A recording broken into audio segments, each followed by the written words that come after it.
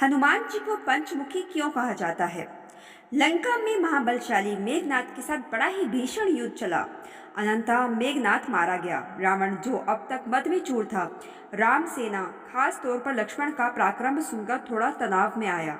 रावण को कुछ दुखी देखकर रावण की माँ केकसी ने उसके पाताल में बसे दो भाइयों अहिरावण और महिरावण की याद दिलाई। रावण को याद आया कि यह दोनों तो उसके बचपन के मित्र रहे हैं। लंका का राजा बनने के बाद उनकी सुध ही नहीं रही थी। रावण यह भली प्रकार जानता था कि अहिरावण व महिरावण तंत्र मंत्र के महापंडित, जादू टोने के धनी और मां कामाक्षी के परम भक्त हैं। रावण ने उन्हें बुला भेजा और कहा कि वह अपने छल बल कौशल से श्री राम व लक्ष्मण का सफाया कर दें। यह बात दूतों के जरिए विभीषण को पता लग गई। युद्ध में अहिरावण व महिरावण जैसे परम मायावी के शामिल होने से विभीषण चिंता में पड़ गए। विभीषण को लगा कि भगवान श्री राम और लक्ष्मण की सुरक्षा व्यवस्था और कड़ी करनी पड़ेगी। इसके लिए उन्हें सबसे बेहतर लगा कि इसका जिम्मा परम वीर हनुमान जी को सौंप दिया जाए।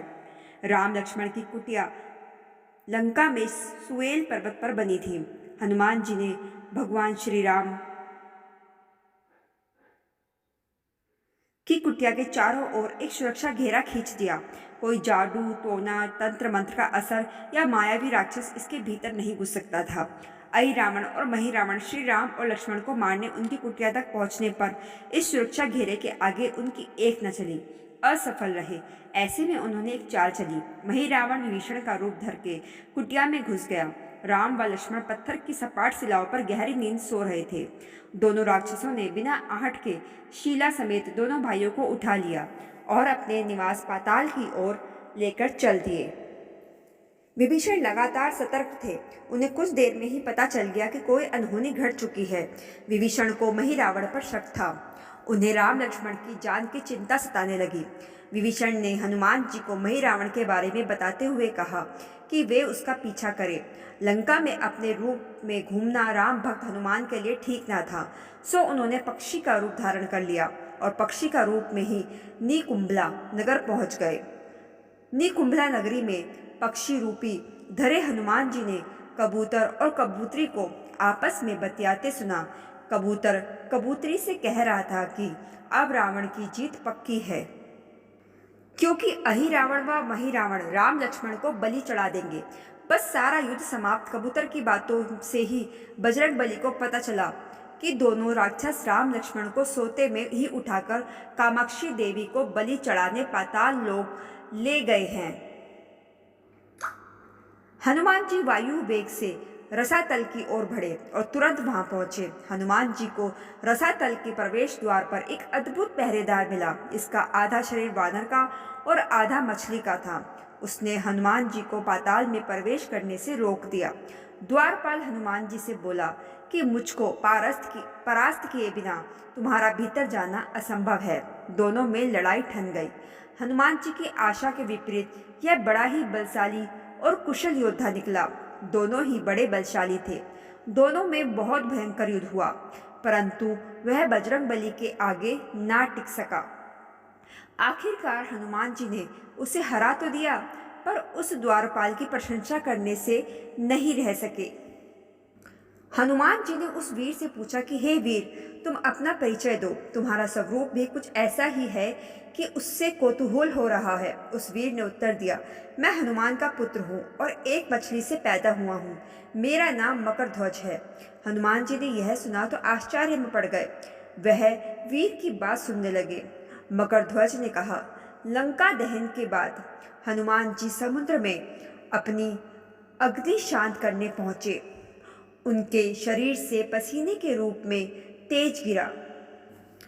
उस समय मेरी माँ ने आहार के लिए मुख खोला था।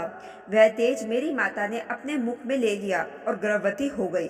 उसी से मेरा जन्म हुआ है। हनुमान जी ने यह सब सुना तो मकरध्वज को बताया कि वह ही हनुमान जी हैं। मकरध्वज ने हनुमान जी के चरण स्पर्श किए और हनुमान जी ने भी अपने बेटे को गले लगा लिया और वहां आने का पूरा कारण बताया। उन्होंने अपने पुत्र से कहा कि अपने पिता के स्वामी की रक्षा में सहायता करो। मकरध्वज ने हनुमान जी को बताया कि कुछ ही देर में राक्षस बलि के लिए आने वाले हैं, बेहतर होगा कि आप रूप बदलकर कामाक्षी के मंदिर में जाकर बैठ जाए, उनको सारी बात पूजा झरोके से करने को कहे। हनुमान जी ने पहले तो मधुमक्खी का वेश धरा और माँ कामाक्षी के मंदिर में घुस गए। हनुमान जी ने माँ कामाक्षी को नमस्कार कर सफलता की कामना की और फिर पूछा, हे माँ, क्या आप वास्तव में श्री राम जी और लक्ष्मण जी की बलि चाहती है? हनुमान जी के इस प्रश्न पर माँ कामाक्षी ने उत्तर दिया कि नहीं, मैं तो दुष्ट अहिरावण व महिरावण की बलि चाहती हूँ। यह दोनों मेरे भक्त तो हैं, पर अधर्मी और अत्याचारी भी हैं। आप अपने प्रयत्न करो, सफल रहोगे। मंदिर में 5 दीपक जल रहे थे, अलग अलग दिशाओं और स्थान पर। माँ ने कहा, यह दीप अहिरावण ने मेरी प्रसन्नता के लिए जलाए हैं। जिस दिन ये एक साथ बुझा दिए जा सकेंगे, उसका अंत सुनिश्चित हो सकेगा। इस बीच गाजे बाजे का शोर सुनाई पड़ने लगा। अहिरावण और महिरावण बलि चढ़ाने के लिए आ रहे थे। हनुमान जी ने अब माँ कामाक्षी का रूप धरा। जब अहिरावण और महिरावण मंदिर में प्रवेश करने ही वाले थे कि हनुमान जी का महिला स्वर गूंजा। हनुमान जी बोले, मैं कामाक्षी देवी हूँ और आज मेरी पूजा झरोके से करो। झरोके से पूजा आरंभ हुई। ढेर सारा चढ़ावा माँ कामाक्षी को झरोके से चढ़ाया जाने लगा।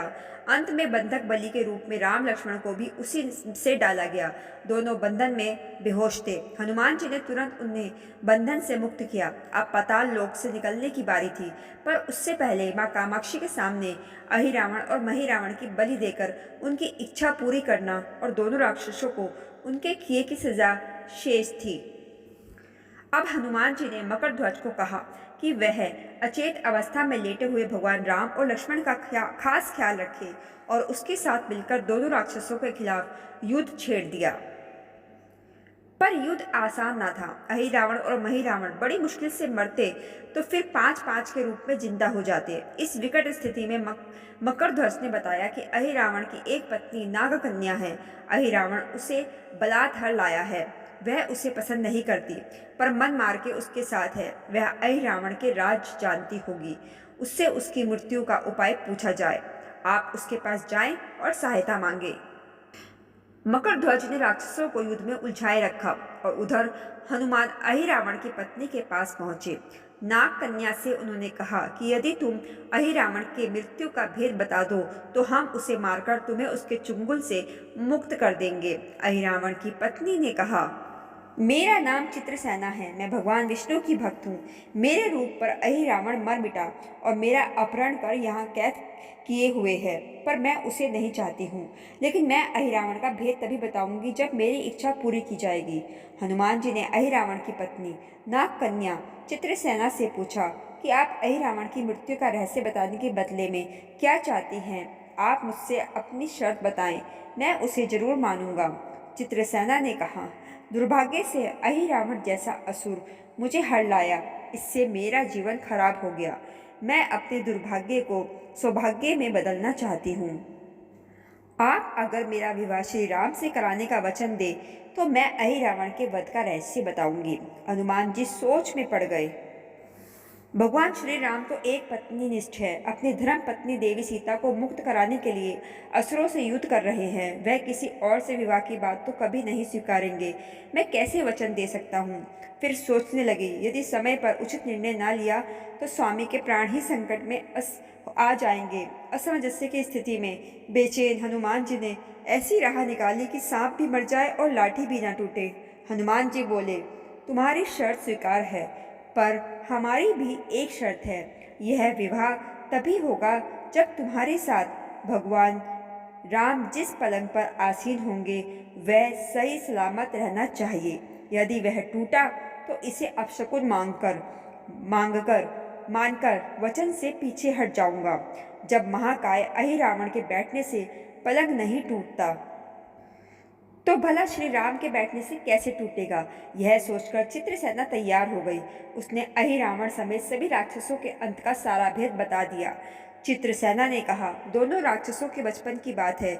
इन दोनों के कुछ शरारती राक्षस मित्रों ने कहीं से एक भ्रामरी को पकड़ लिया। मनोरंजन के लिए वे उसे भ्रामरी को बार बार कांटों से छेड़ रहे थे। भ्रामरी साधारण ब्राह्मणी ना थी, वह भी बहुत मायावी थी, किंतु किसी कारणवश वह पकड़ में आ गई थी। भ्रामरी की पीड़ा सुनकर अहिरावण और महिरावण को दया आ गई और अपने मित्रों से लड़कर उसे छुड़ा दिया। मायावी भ्रामरी का पति भी अपनी पत्नी की पीड़ा सुनकर आया था। अपनी पत्नी की मुक्ति से प्रसन्न होकर उस भोरे ने वचन दिया था कि तुम्हारे उपकार का बदला हम सभी भ्रमर जाति मिलकर चुकाएंगे। ये भोरे अधिकतर उसके शयन कक्ष के पास रहते हैं। ये सब बड़ी भारी संख्या में हैं।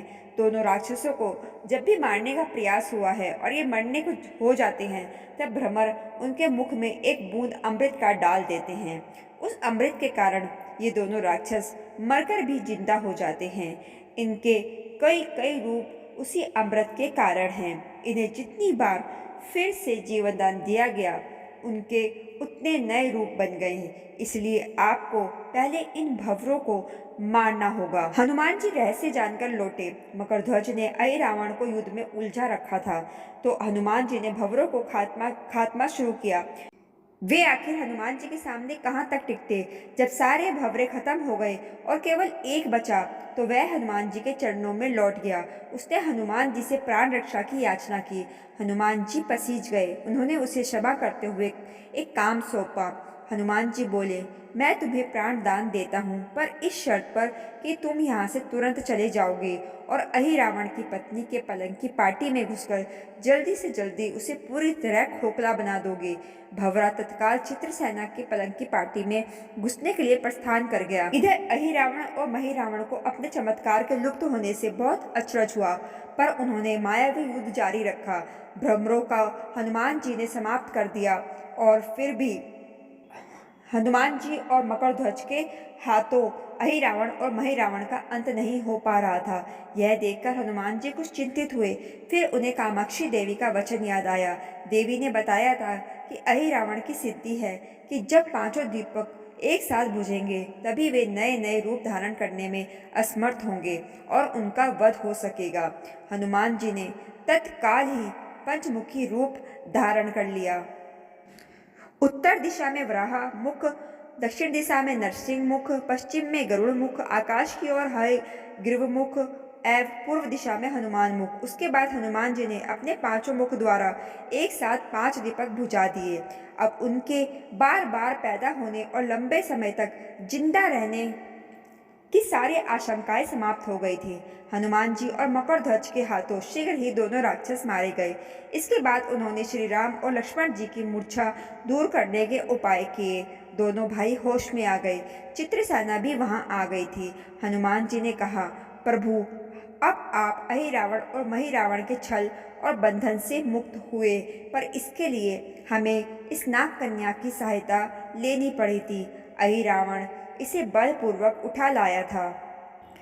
वह आपसे विवाह करना चाहती है। कृपया उससे विवाह कर अपने साथ ले चले, इससे उसे भी मुक्ति मिलेगी।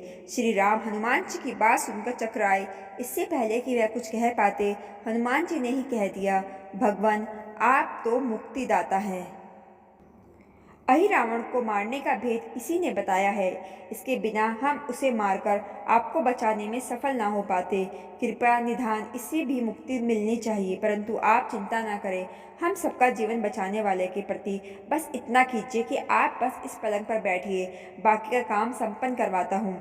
हनुमान जी इतनी तेजी से सारे कार्य करते जा रहे थे कि इससे श्री राम जी और लक्ष्मण जी दोनों चिंता में पड़ गए। वह कोई कदम उठाते कि तब तक हनुमान जी ने भगवान राम की बाह पकड़ ली। हनुमान जी ने भावावेश में प्रभु श्री राम की बाह पकड़कर चित्रसेना के उस सजे ध्वजे विशाल पलंग पर बिठा दिया। श्री राम जी को समझ पाते कि तभी पलंग की खोखली पार्टी चरमराकर टूट गई। पलंग धराशायी हो गया। चित्रसेना भी जमीन पर आ गिरी।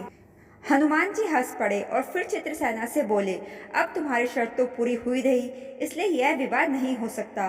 तुम मुक्त हो और हम तुम्हें तुम्हारे लोग भेजने का प्रबंध करते हैं। चित्रसेना समझ गई कि उसके साथ छल हुआ है। उसने कहा कि उसके साथ छल हुआ है। मर्यादा पुरुषोत्तम के सेवक उनके सामने किसी के साथ छल करे, यह तो बहुत अनुचित है। मैं हनुमान जी को श्राप दूंगी। चित्रसेना हनुमान जी को श्राप देने जा ही रही थी कि श्री राम का सम्मोहन भंग हुआ। वह इस पूरे नाटक को समझ गए। उन्होंने चित्रसेना को समझाया, मैंने एक पत्नी धर्म से बंधे होने का संकल्प लिया है, इसलिए हनुमान जी को यह करना पड़ा। उन्हें क्षमा कर दो। क्रोधित चित्रसेना तो उनसे विवाह की जिद पकड़े बैठी थी। श्री राम ने कहा, मैं जब द्वापर में श्री कृष्ण अवतार लूंगा तब तुम्हें सत्यभामा के रूप में अपनी पटरानी बनाऊंगा। इससे वह मान गई। हनुमान जी ने चित्रसेना को उसके पिता के पास पहुंचा दिया। चित्रसेना को प्रभु ने अगले जन्म में पत्नी बनाने का वरदान दिया था। भगवान विष्णु की पत्नी बनने की चाह में उसने स्वयं को अग्नि में भस्म कर लिया। श्री राम और लक्ष्मण मकरध्वज और हनुमान जी सहित वापस लंका में सुवेल पर्वत पर लौट आए। तो दोस्तों, ये थी पंचमुखी हनुमान जी की कथा। आपको कैसी लगी मुझे ज़रूर बताइएगा, और इस कथा को ज़्यादा से ज़्यादा लोगों में शेयर करना बिल्कुल मत भूलिएगा। और कमेंट में जय श्री राम जय हनुमान जी की लिखना भी बिल्कुल मत भूलिएगा। राधे राधे।